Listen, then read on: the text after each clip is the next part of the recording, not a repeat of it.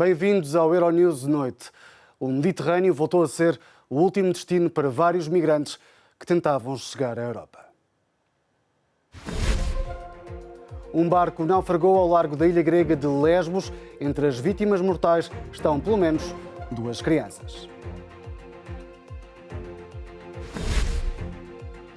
Após vários protestos internacionais e a indignação em uníssono da imprensa russa, autoridades libertam o jornalista Ivan Golunov.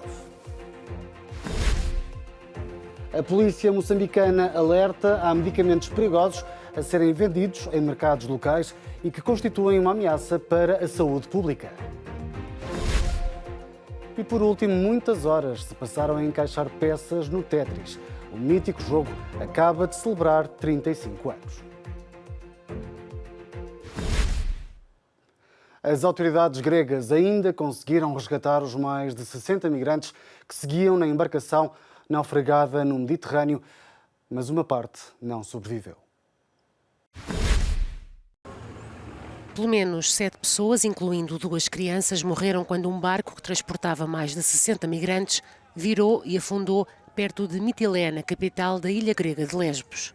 A Guarda Costeira da Grécia recebeu o alerta do acidente por volta das 7 horas da manhã desta terça-feira e chegou a tempo de salvar 57 passageiros. Nas operações de busca estiveram envolvidos um helicóptero e 5 navios de resgate. Os sobreviventes foram assistidos e registados no porto de Lesbos. Os barcos patrulha da Guarda Costeira grega, as tripulações dos navios da Frontex e o navio da equipa de salvamento grega salvaram um total de 57 pessoas em boas condições. 4 mulheres, um homem e 2 crianças foram retiradas da água, inconscientes, e foram transportadas para o hospital de Mitilene. Mais tarde, o hospital confirmou a morte destas 7 pessoas. Para o representante do Alto Comissariado das Nações Unidas para os Refugiados em Atenas, esta tragédia lembra de forma dolorosa que as pessoas continuam a fazer viagens perigosas para chegar às ilhas gregas do Egeu.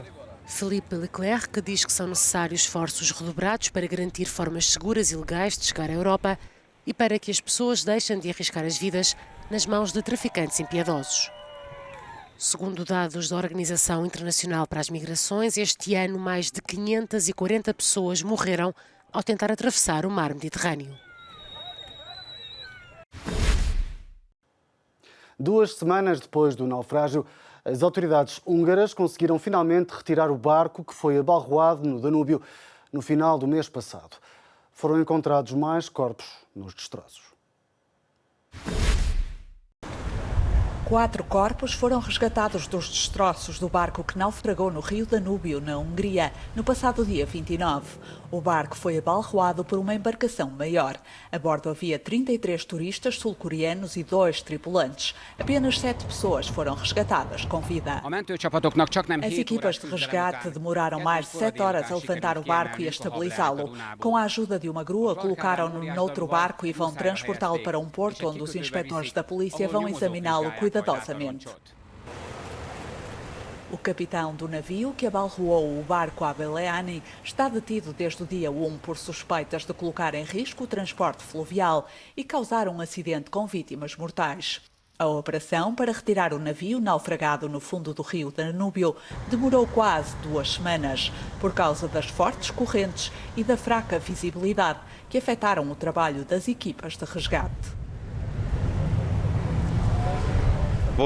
Houve dias em que tínhamos visibilidade de 50 centímetros, mas noutras alturas de apenas 10. Era como estar no meio de um forte nevão ou nevoeiro. Ligava-se uma luz forte, mas não se via nada. A água estava muito turva. O navio que provocou o abalroamento saiu de Budapeste menos de 48 horas após o acidente e voltou agora à Hungria noutra viagem. As equipas de busca continuam à procura de 4 pessoas ainda dadas como desaparecidas.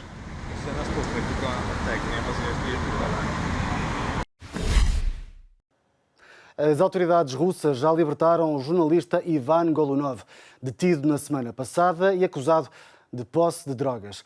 O anúncio foi feito pelo ministro do Interior, que revelou também a suspensão de alguns dos polícias envolvidos na detenção. A polícia russa já retirou as acusações de posse de drogas dirigidas contra o jornalista Ivan Golunov. O jornalista russo, especializado na luta anticorrupção entre os funcionários municipais de Moscovo, foi detido na quinta-feira passada e acusado de ofensas graves relacionadas com drogas. Golunov, contudo, sempre negou a posse de quaisquer substâncias proibidas. A detenção do jornalista foi alvo da indignação dos seus apoiantes, que ameaçaram sair para as ruas em protesto na quarta-feira. Entretanto, o ministro russo do Interior anunciou que os polícias responsáveis pela detenção do jornalista já haviam sido suspensos e que também estaria em curso uma investigação para apurar responsabilidades. Ainda segundo as declarações do ministro do Interior, as acusações contra o jornalista foram retiradas devido à ausência de provas.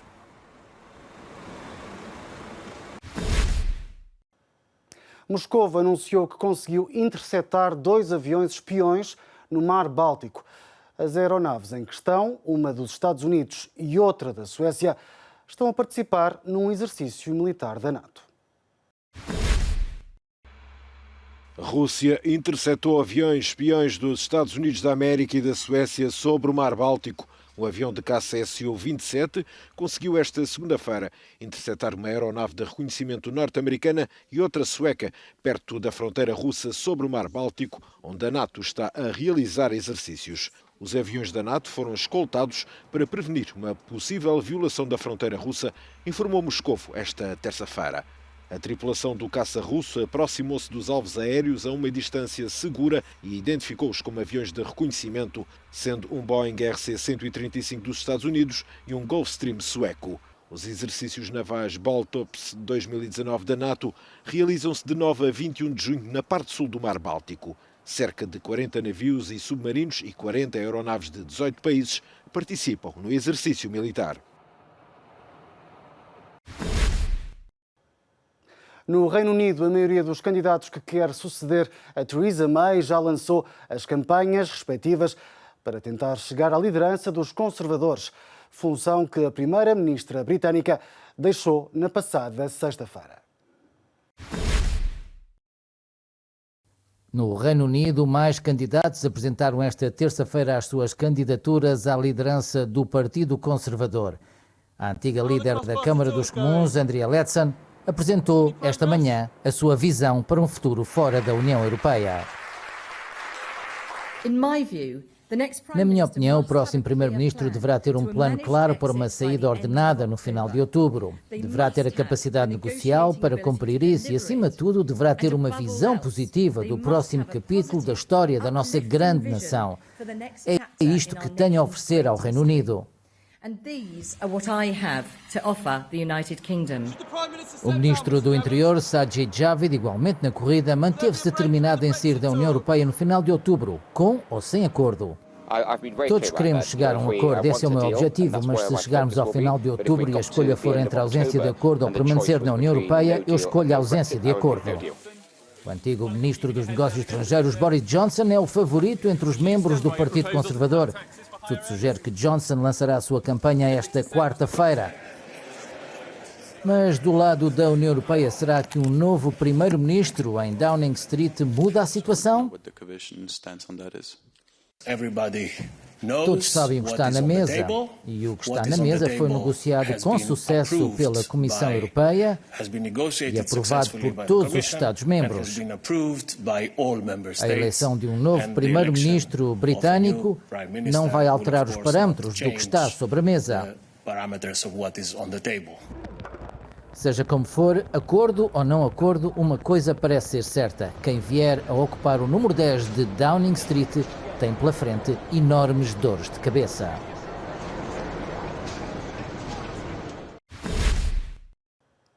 O presidente brasileiro recebeu Sérgio Moro, o ministro da Justiça, que desvaloriza a polémica em torno das últimas revelações sobre o processo Lava Jato. De acordo com o Intercept Brasil, enquanto magistrado, Moro orientou ilegalmente os procuradores que investigavam um mega caso de corrupção. A opinião pública brasileira está dividida depois da Intercept Brasil divulgar o suposto conteúdo de mensagens trocadas pelo atual Ministro da Justiça e o Procurador Deltan Dallagnol sobre o processo Lava Jato. Sérgio Moro nega as acusações e fala numa investigação criminosa. Nas mensagens, o que eu ali é uma invasão criminosa de celulares de procuradores. Para mim isso é um fato bastante grave, ter havido essa invasão e essa divulgação. E quanto ao conteúdo, no que diz respeito à minha pessoa, eu vejo não vi nada demais. Segundo a investigação revelada este fim de semana, há conversas escritas e gravadas nas quais Moro teria sugerido mudanças no processo Lava Jato, fornecido pistas e antecipado uma decisão a Dallagnol. Essas acusações feitas não procedem e a origem delas está ligada ao ataque criminoso realizado. Mesmo não reconhecendo a fidedignidade dessas mensagens que foram espalhadas, nós reconhecemos que elas podem gerar algum desconforto a alguém. A gente lamenta profundamente por isso.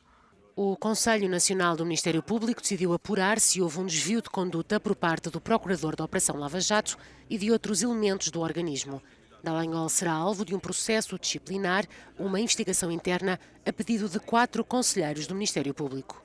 A gente pode afirmar que há, de alguma maneira, um certo comprometimento na imparcialidade do julgamento, na medida em que, isso pelo menos no primeiro momento, se percebe que há algum tipo de condução, ainda que mínima, no processo judicial por parte do juiz.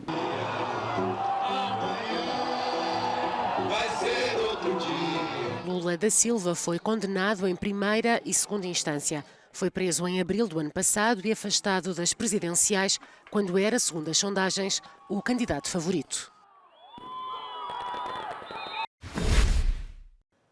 É um problema de saúde pública em larga escala em Moçambique. Alguns medicamentos proibidos pela Organização Mundial de Saúde estão a ser vendidos em mercados locais. Medicamentos banidos pela Organização Mundial de Saúde e antibióticos, paracetamol ou medicação contra a malária partilham a banca de venda em mercados informais de Moçambique com produtos tradicionais africanos para curar, por exemplo, desgostos de amor. Sem regras de armazenamento, transporte, manuseio ou administração, os produtos ficam expostos ao sol, chuva e poeira. A maioria dos fármacos foi desviada do Sistema Nacional de Saúde através de esquemas que envolvem funcionários estatais, segundo dados da polícia. Os que continuam ainda, ou seja, prevalecem nessas práticas, fazem de forma muito discreta, ao se aperceberem sempre da presença policial, põem-se em fuga. Mas já temos, ou seja, contamos com a informação de alguns agentes nossos infiltrados lá. Ou seja, medicamentos que deviam ser entregues gratuitamente ou mediante taxas reduzidas podem acabar em mercados informais de chimoio, como o 38mm ou feira. Os vendedores, sem conhecimento ou formação, usam espaços improvisados para aplicar injeções sem a mínima noção das dosagens. Segundo a polícia, há sinais de que o combate a este tipo de atividade está a dar alguns resultados, mas o negócio resiste às investidas policiais que ocorrem pelo menos desde 2011. É um dos jogos mais populares de sempre e marcou a infância e a adolescência de muito boa gente. O Tetris foi lançado em 1989 e rapidamente o desafio das peças geométricas se tornou num clássico. O Tetris, o clássico jogo dos anos 80, está de parabéns. Faz 35 anos e continua com a mesma capacidade de encaixe. Foi programado pelo russo Alexei Pajitnov. A primeira versão ficou concluída em 1984 e o inventor do jogo não teve direito a direitos de autor. Era um grande produto na altura. Portanto, a maior parte do dinheiro foi para a Rússia. Os aficionados conseguem perceber o grande sucesso deste jogo desde o início. Era muito simples e era um daqueles jogos simples de jogar, mas impossível de dominar. Mais ou menos como o Pac-Man, era tão simples. Pensávamos que não podia ser assim tão difícil, mas tornava-se super difícil. E as pessoas ficavam obcecadas, queriam chegar o mais longe possível. Era um jogo muito sólido quando saiu. Para o criador, o jogo é uma paixão e não uma obsessão. É um bom vício, porque é uma atividade muito útil para o cérebro quando se está a jogar. É muito melhor do que ficar sentado no sofá em frente à televisão como um vegetal a ver o que nos querem mostrar. Estamos ativos no jogo. O Tetris conta com mais de 500 milhões de downloads em dispositivos móveis e centenas de milhões de produtos vendidos em mais de 50 plataformas em 200 países. O Euronews Noite fica por aqui. Acompanhe-nos também no nosso site e redes sociais. Até breve.